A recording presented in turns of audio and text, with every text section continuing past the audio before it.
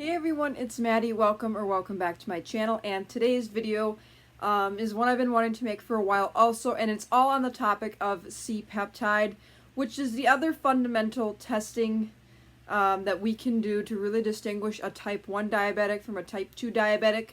I did talk previously about antibody tests and the role they play in terms of diagnosing and the role they play in a type 1 diabetic. So if you want to go check out that video, feel free to go do so. I did discuss the few antibodies that are tested for to determine a type 1 diabetic. So C-peptide level is a very basic test in which a doctor will order to see kind of how much insulin you're producing. Now, this isn't exactly measuring the amount of insulin you're producing. It's measuring the amount of proinsulin you're producing. But proinsulin corresponds to actual insulin production in that when the molecules are being formed, keep in mind that insulin is a protein, and when proteins are getting formed inside the body, they are being formed in these chains called amino acid chains. And when insulin is being produced, there is a little bit of that extra amino acid chain called the C-peptide, or the proinsulin chain, that is technically an inactive form of what you call insulin. So I'm going to pull this little chart up here. As you can see, the pancreas has two cells. They have the main cells that, as far as the secretion of regulating blood sugar, your alpha cells make your glucagon. In a type 1 diabetic, the beta cells are destroyed by these autoantibodies, which I did talk about previously. They produce proinsulin. Proinsulin then gets broken down into C-peptide and insulin when it is being produced. So the lower your C-peptide level is, it means the less amount of insulin your pancreas is secreting. The higher your C-peptide level, the more insulin you are secreting. Typically, C-peptide is measured in, I think, nanograms per gram or nanograms per milliliter. I'm not 100% sure. When I pull up my test results and show you, I will let you guys know that. But the range they gave me was basically a range of 1 to 4, where if you're 1 or below, you're considered like low. 4 or higher means you're high. And I would say non-diabetics that do not have type 2 diabetes, insulin resistance, or are not a type 1 diabetic who are low producers of insulin or do not produce insulin at all, their C-peptide levels when tested should be 2 to 3. Now, C-peptide actually can be tested in two different forms, and one of you was talking about this to me quite a long time ago on Beyond Type 1 that I never actually heard of this. You can do a fasting test, which is what I did, where you don't eat for 8-9 hours, go in, they take your blood, and they want to see what your C-peptide level is in a fasting state. See if it's on the, normal range.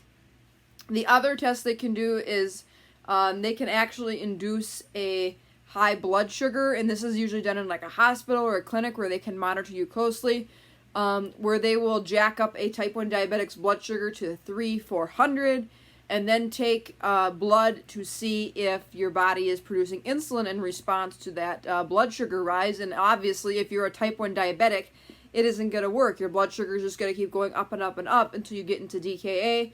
But to me, I think that's rather an arduous test, and it's very, very excruciating for you after, especially since you're not going to feel good when they induce that high blood sugar. You may have to go walk that high blood sugar off. You may have to take tons of insulin to bring that high blood sugar down. But I know that is a common test that they still use. I'm very thankful I didn't have to go through that one. I did a basic fasting test. But that is another test that they can do when you're not in a fasting state, when they jack up your blood sugar pretty high. And see how your pancreas and your beta cells in your pancreas are responding to that rapid rise in blood glucose levels. So now I'll go in and show you my test results. Again, I'll throw a screenshot up here so you can kind of see. Keep in mind, this was taken last year, right around the time when I was transitioning out of the major part of the honeymoon phase, where I went from taking one injection of long-acting insulin back to my meal injection. So this was tested right around then. I do know insurance companies are sticklers for the C-peptide test, in that if you're not at a certain level or lower, they probably won't cover an insulin pump. I think you have to be like at a 1.1 or lower. And I'm not sure how often they evaluate a type 1 diabetic C-peptide level. It may be once every 5 years, once every 10 years. But keep in mind that these results of mine were from a year ago. So I have a assumption here that my C-peptide levels, if they were to be tested now, would be much lower, seeing as though I am well past the honeymoon phase, and it does not take much to jack my blood sugar up anymore, and you can't run around without covering for insulin for foods. So if you're not careful with your dosing and stuff, you're going to end up with high blood sugars and have to deal with it. So my C-peptide level, as you can see here, is at 1.1 nanograms per milliliter. That is the standard of units that they use, and you can see it goes all the way up to 4.4. If you are a type 1 diabetic, you're probably going to be at that 1.1 or 1 level or less. Type 2 diabetics, their C-peptide levels are going to be much on the higher end because they have insulin resistance, meaning that they have to crank out more insulin out of their pancreas in order to get the same effect at moving sugars from the bloodstream into the tissues to be used for energy. So a C-peptide level can not only be used for a type 1 diabetic, but it can also be used to confirm a type 2 diabetic, or even a latent type 1 diabetic, or a type 1.5, in which the C-peptide levels may be a little on the higher side or normal side for a type 1 diabetic, but may predict that in the future this person may need insulin therapy. So like I said, if I were to retest mine now, I would guess mine are probably like 0.5, 0.6, 0.4, something way on the low side where there's very minimal insulin production out of my pancreas. Now, I've said this before, they do believe that a lot of type 1 diabetics do retain the ability to produce little amounts of insulin. However, it is not enough for our body to regulate our own blood glucose levels, so therefore that is why type 1 diabetics are insulin dependent, because we cannot produce the sufficient amount of insulin needed to manage blood sugar levels, so therefore we need synthetic insulin to do that regulation for us here.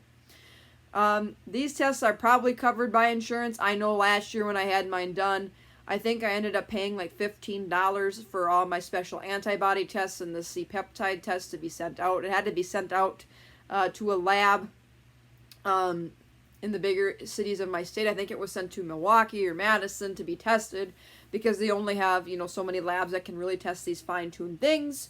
So if your deductibles met, you're probably not going to be paying a ton.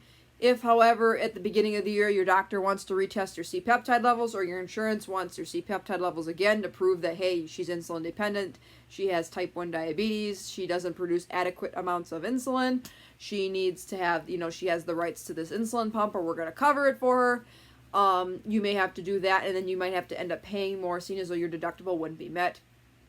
But if you are diagnosed with diabetes and they're not sure what type you are, or they want to confirm, like in the case of me, they were 95% sure I was type 1, being the fact that I went into diabetic ketoacidosis, and that I needed insulin no matter what to regulate blood sugar levels. These C-peptide tests, along with the antibody tests, will confirm type 1 diabetes. And as you guys know, you've seen both of my results now. You definitely know I have type 1 diabetes, so there's no doubt about it. These are kind of your proof, your checks to see about that. But your C-peptide level is extremely important in terms of insurance coverage, in terms of determining type 1 diabetes or type 2 diabetes. So it's a very important test, so get it if you haven't already, or if you're newly diagnosed. Don't be surprised if this gets tested for you, or if later on down the road, like for me, maybe 5-10 years down the road, they may want to retest it to confirm in order to keep insurance coverage. So anyways, I hope you enjoyed this video talking about C-peptide levels, kind of what they are, what they do, and kind of how to interpret the results. So if I do get a new C-peptide level at any time in the future, I'll let you guys know, but I don't foresee one having to be redone on me anytime soon. I would like to take one just to be curious, but I'm not going to waste money and time doing it. But if I had to take a guess, I'm much lower than 1.1 now. But sadly, it's not enough to regulate blood sugars. And even if I stayed at that 1 or 1.1 for the rest of my life, it still isn't enough. You need to get into the 2s and 3s to really be adequate enough amount of insulin production. So if you enjoyed this video, give it a big thumbs up. Feel free to hit that subscribe button down below. I post videos every single week about diabetes plus more. And until tomorrow for another video, take care, God bless, be kind, spread positivity, and be thankful. Bye, everyone.